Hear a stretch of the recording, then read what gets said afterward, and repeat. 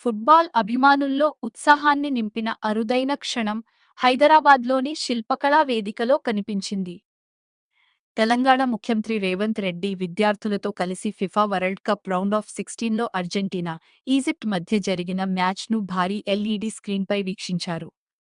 ఈ ప్రత్యేక స్క్రీనింగ్ కార్యక్రమంలో విద్యార్థులు, యువ క్రీడాభిమానులు పెద్ద సంఖ్యలో పాల్గొని స్టేడియం వాతావరణాన్ని తలపించేలా సందడి చేశారు. మ్యాచ్ ప్రారంభం నుంచి చివరి విజిల్ వరకు అక్కడ అభిమానుల సందడి, చప్పట్లు, కేరింతలు మారుమోగాయి. ముఖ్యమంత్రి కూడా అభిమానులతో కలిసి మ్యాచ్ను ఆస్వాదిస్తూ ఫుట్బాల్ పట్ల యువతలో ఆసక్తిని మరింత పెంపొందించే సందేశాన్ని ఇచ్చారు.